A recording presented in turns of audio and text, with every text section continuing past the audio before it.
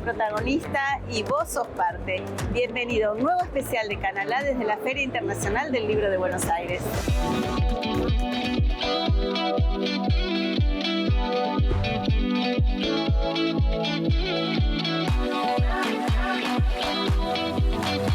La escritora nicaragüense Gioconda Belli estuvo en la Feria del Libro presentando su última novela, Un silencio lleno de murmullos.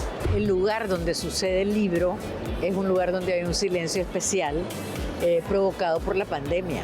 Entonces los murmullos tienen que ver con el recuerdo que tiene la protagonista sobre su madre, porque esta es una novela sobre una madre y una hija. Entonces me encantó cuando se me ocurrió el título, lo vi de lo más poético y también pensé que era poético hablar de ese tema. Yo fui también una persona que estuvo muy involucrada en la lucha contra la dictadura en Nicaragua y eso implicó separaciones de mis hijas, implicó que yo me dedicaba mucho a esa tarea y hubo siempre esa discusión, ¿no? Conmigo y con ellas de qué es lo que estábamos haciendo. Y yo realmente en ese momento lo que pensaba no era en el presente, sino en el futuro de ellas. Yo pensaba, bueno, ahorita van a sufrir un poquito, pero les estoy construyendo un país donde se van a sentir bien, donde van a ser libres, etc. No quiero que crezcan como yo bajo una dictadura. Yo creo que la literatura te saca de tu yo, te comunica con el colectivo, te lleva a sentir sentimientos comunes y te sientes menos sola.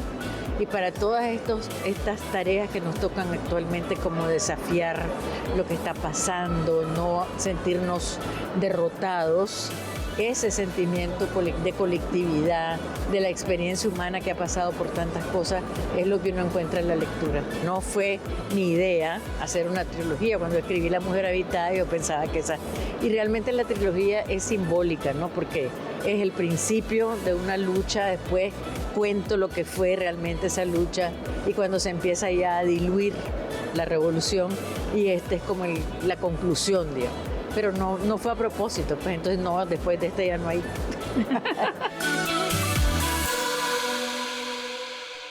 Guillermo Sacomano, escritor, guionista, periodista, autor multipremiado, que dio un discurso inaugural en la Feria Internacional del Libro de Buenos Aires, que dio mucho que hablar, que fue muy comentado y muy bien recibido por los escritores. Está aquí con nosotros en una nueva Feria del Libro. ¿Cómo estás, Guillermo? ¿Cómo estás, Irene? Bueno, ahora sin el estrés y la presión de dar el discurso inaugural, que me imagino que fue mucha. ¿Qué se le va a hacer? ¿Qué se le va a hacer? Reglas del juego. Reglas de juego y también que rompiste, pateaste el tablero. Yo no dije nada. Al que lo quiera saber está colgado en internet el discurso. Simplemente aludí a la materialidad del libro, que es algo de lo que no se habla, y a la cuestión de trabajo intelectual, trabajo manual, que a los escritores no se les pagaba acá en la feria. Los escritores daban grandes discursos que quedan en la historia de la literatura argentina. Por amor al arte. Por amor al arte. Y la feria nunca garpó, la Cámara del Libro nunca garpó.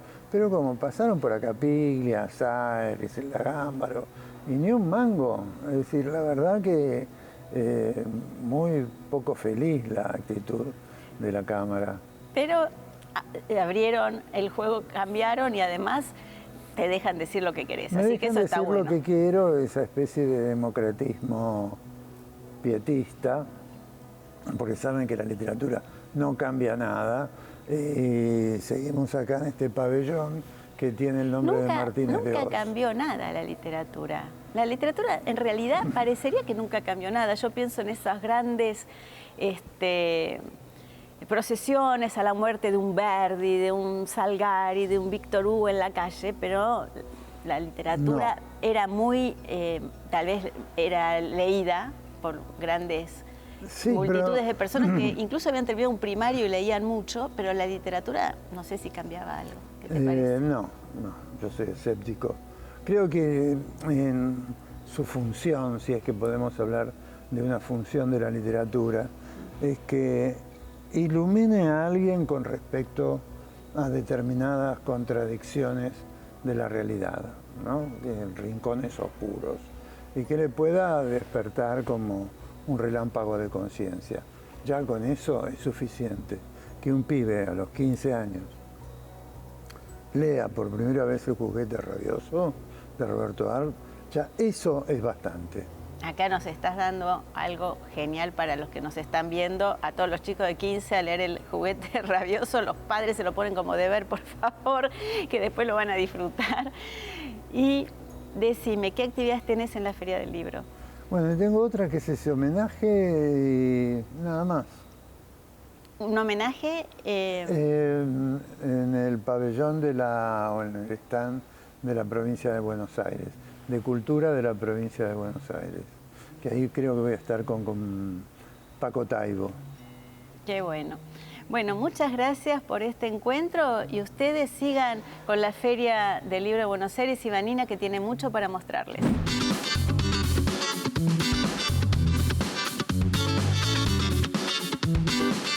Estuvimos en la presentación de Sean Eternos los Campeones, un libro fotográfico de Alejandro Pagni que recorre el camino a la gloria de la selección argentina en el Mundial de Qatar.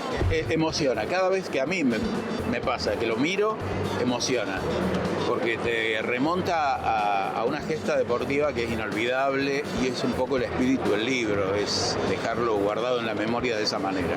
Sabíamos que algo teníamos que hacer porque cada partido, cada triunfo, cada avance de la selección nos dejaba un material que era increíble.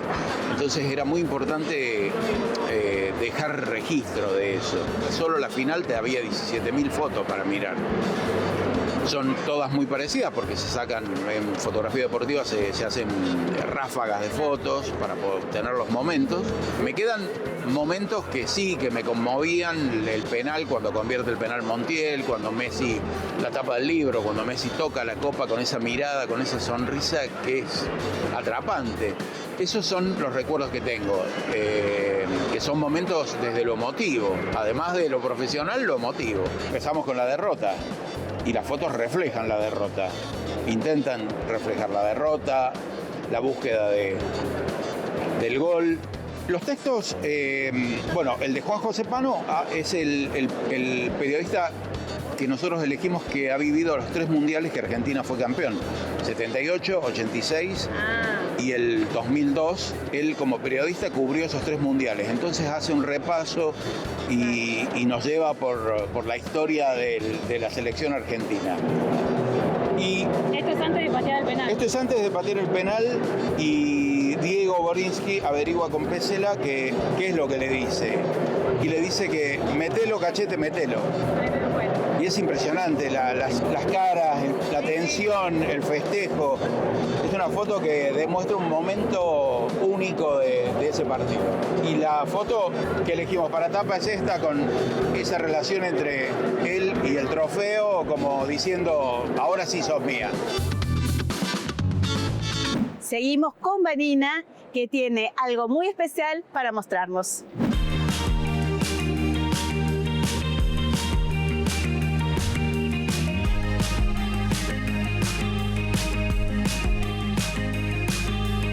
Y estuvimos en la gran fiesta de cierre de la Feria del Libro, con música, arte, literatura y figuras convocantes celebrando la cultura. No me hace un gran cierre porque estoy yo y... dale. No, de verdad, es raro, sí, es raro. No es el gran cierre, es uno de los cierres y está bien así que la feria vaya cambiando año a año. Todavía el libro mantiene ese prestigio que hace que todavía se le pegue un respeto como objeto y convoque toda esta gente. Me encanta, así que está muy bien. Hay algo acá en el ADN porteño, por sobre todas las cosas, que tiene un gran amor por el libro, ¿no? Por el libro y después por los autores. La cosa, digamos, termina siendo otra cosa más allá del libro. El libro aglutina. Lo que pasa con el libro tiene la ventaja de ser un objeto imperecedero. Porque si fuera de la televisión, la Feria del Libro ya se hubiera pasado. El libro es hablar como tango, como hablar de fútbol. Creo que el libro no es argentino, no es un producto argentino, pero lo argentinizamos el libro.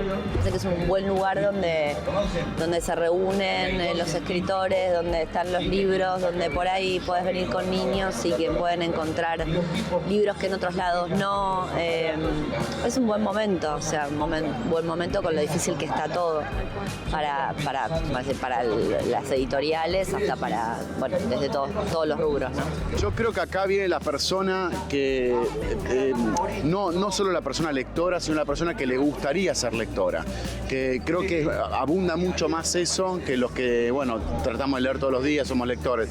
Y yo creo que con esa persona hay que tener como sumo cuidado, pero sobre todo hay que terminar de empujarla a ese lugar de adicción a la literatura, a la lectura.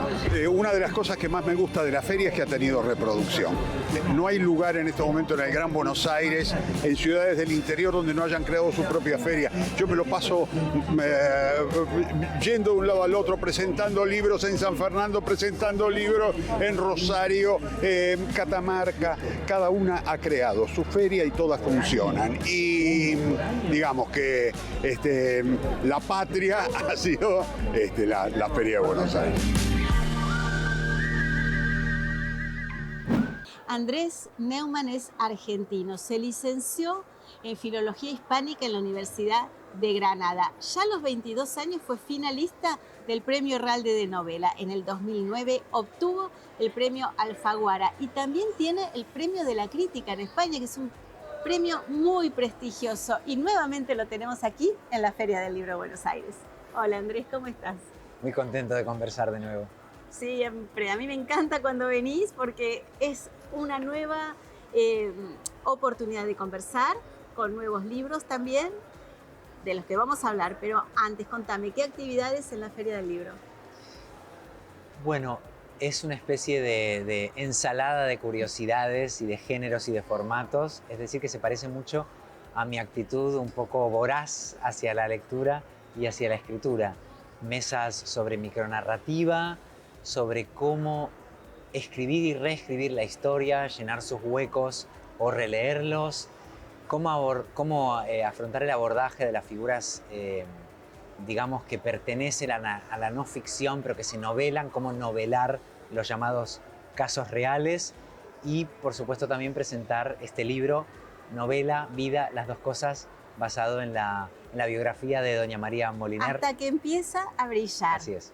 ¿No? Una biografía de María Moliner, ficción, también investigación y también en el título un homenaje a la poesía y a Emily Dickinson en particular. Así es. Hasta que empieza a brillar es una novela basada en la vida de doña María Moliner, autora de, según García Márquez, el diccionario más completo, útil y divertido de la lengua castellana. Estamos de acuerdo. Dijo también que era un diccionario 2 veces más largo y más de 2 veces mejor, cito textualmente, que el diccionario académico.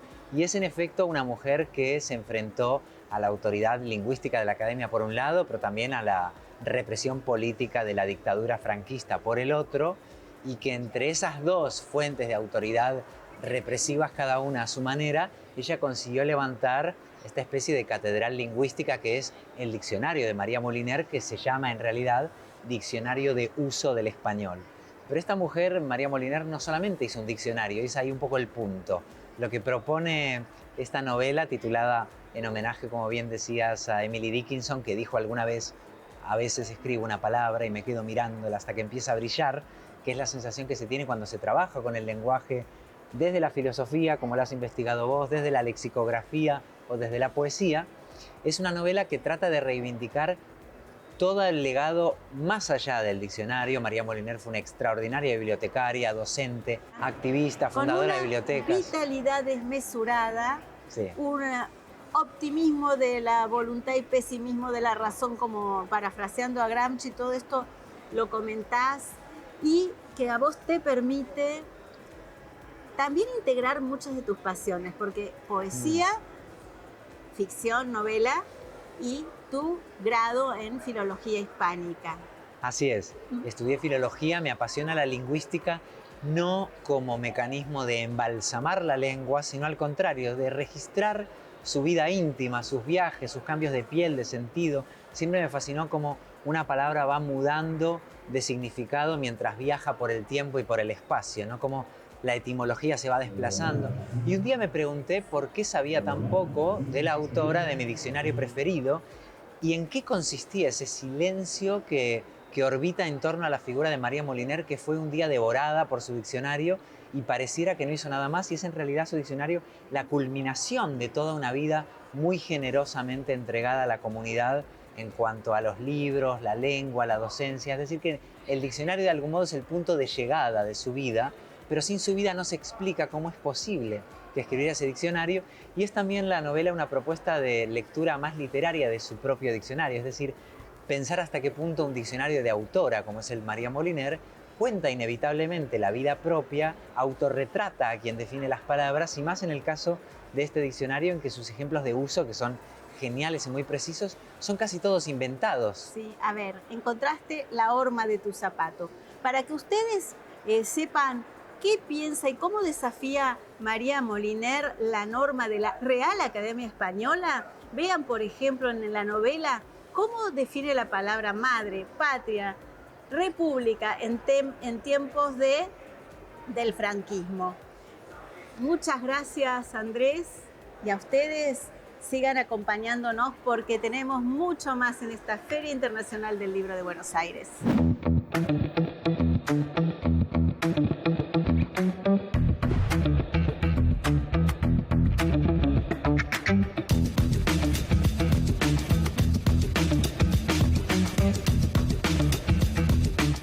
Agustina Basterrica nos volvió a sorprender con una brutal novela, Las Indignas, y la presentó acá, en la Feria del Libro.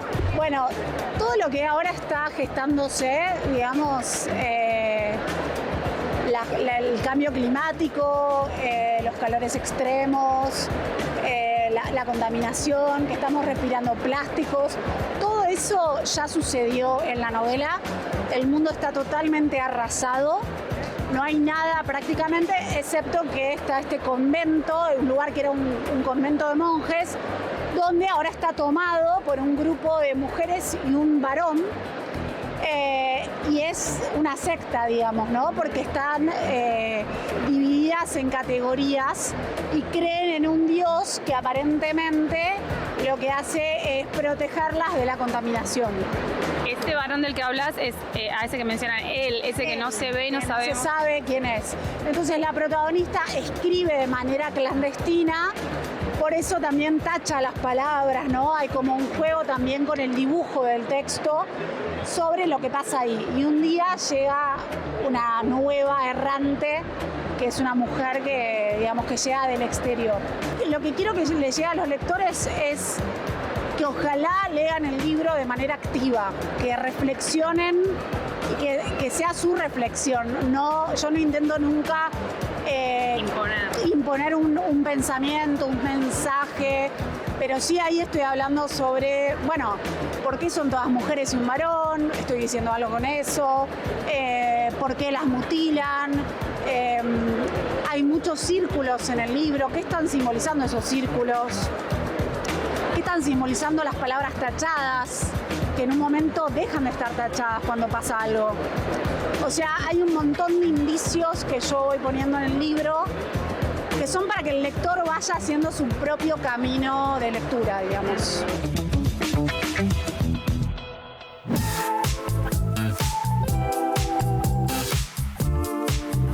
Último día de la Feria del Libro 2025, dialogamos con algunos de sus directivos, nos dejaron las sensaciones que quedaron de estas 3 semanas y nos adelantaron algunas cositas de la próxima feria. Bueno, siempre llegamos con mucha felicidad al ver que la gente lo disfrutó, que el público estuvo presente como en cada edición masivamente, ves familias, ves jóvenes, ves gente que se va con la bolsa de libros bajo el brazo, ¿no? Que es un poco el fin, ¿no? De difundir la lectura, el placer por los libros, y eso nos gratifica siempre, ¿no? Bueno, ahora estamos a punto de presentar un libro, son los 50 años de la feria, que es asombroso ver todo lo que ha pasado, todos los personajes que han pasado a lo largo de estos 50 años, todas las cosas que han pasado, no solo en la feria, sino atravesadas por el país. Y nada, es se entiende al ver ese libro por qué este es el acontecimiento cultural más grande que tiene el país y la región, ¿no? Por qué la trascendencia y por qué la perdurabilidad, ¿no? La vigencia que tiene. Bueno, la verdad que no vinimos con tantas expectativas como la que finalmente ocurrió, ¿no? Una feria muy buena, tanto en público como en ventas, así que muy contento, cansado pero contento. En mi público estamos entre un 10 y un 12% arriba, todavía no tengo los números finales. En venta de entrada creo que hasta hace poco estaba en 27% arriba, de gente que pagó para entrar. Y después tengo, bueno, venta de stands, de los stands, escucho números de 25 hasta 40 y pico % arriba que el año pasado en volumen de ejemplares. Así que, bueno, salas llenas, bueno, un éxito. Empecé en diciembre y empecé a trabajar para incorporar otros sectores de la cultura. Yo considero esta feria durante abril, mayo como el epicentro cultural de la ciudad y bueno, empezamos a hablar con el Bellas Artes, con bueno, gente de la música, con Sony, para ver cómo podíamos armar otros contenidos, con Secretaría de Cultura, que también tuvo un camión acá. Y bueno, todo eso se vio. También trabajamos para cambiar la comunicación interna, incorporamos pantallas LED para mejorar la comunicación y bueno, eso tuvo como resultado que tuvimos salas llenas con los autores y todas las actividades que fuimos generando, así que la verdad que muy bueno. Mi idea es, a ver si llegamos, generar 50 propuestas o contenidos o actividades especiales para la Feria 50. Hasta acá llegó una nueva cobertura de Canal A. Gracias por estar ahí y acompañarnos. Nos reencontramos el año que viene para celebrar los 50 años de la Feria Internacional del Libro de Buenos Aires. Echenique se quedó conversando con el relojero hasta que el Plymouth se puso sonoramente en marcha. Vio cómo Tony maniobraba con parsimonia y salía despacio. Los muchachos del Falcon no se movieron. El relojero repetía por segunda vez su elaborada teoría sobre la exactitud de los relojes de péndulo y lo invitó a esperar un par de minutos hasta que sonaran al unísono al dar las 11. Echenique asentía y miraba fijo a la calle. El Falcon seguía ahí. Ahora los dos estaban a bordo. Cuando sonaron a coro los 15 o 20 carillones como si fuera una señal de largada, el veterano aprovechó el semáforo en rojo y se mandó casi corriendo. Cruzó la vereda de enfrente entre los autos quietos sin volverse y caminó rápido cuadra y media contra la dirección del tránsito hasta meterse en la boca del subte en Lima. Cuando ponía el cospel, alcanzó a ver de reojo que uno de los tipos lo había seguido y bajaba la escalera. Se mandó hacia el extremo del andén como si fuera a hacer la combinación con la línea C y entró en el pasaje, pero se ocultó ahí. Vio vacilar a su perseguidor. Por el momento lo había perdido. Había un viejo sentado en el suelo que pedía estirando el sombrero sin decir palabra. Echenique le puso un billete grande en la mano y se llevó el sombrero con un tirón y un guiño. Se lo puso. Cuando llegó el tren, se amontonaba la gente, se sacó el saco y entreverado con los que salían apurados del pasaje, subió con el montón. Cerraron las puertas de madera con ruido de guillotina. Echenique se quedó quieto, parado junto a la puerta de salida con la cabeza metida en el diario. Pasó la estación Piedra sin novedad. Cuando el tren se detuvo en Perú, se bajó sin volverse y caminó rápido por el andén, por el pasaje de las combinaciones con la otra línea, pero solo para volver al andén de enfrente.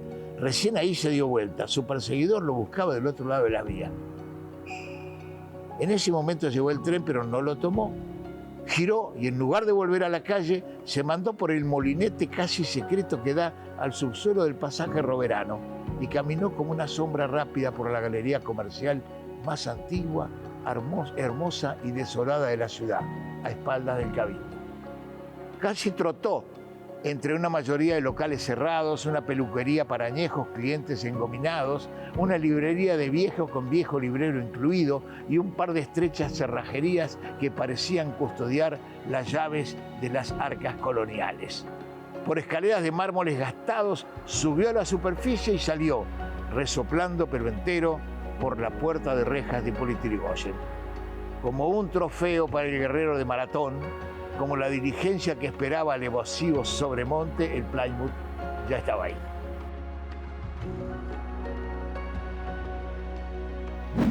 Este fue el último de los especiales de Canal A desde la Feria Internacional del Libro de Buenos Aires, edición número 49. El año que viene, a toda fiesta, la edición 50.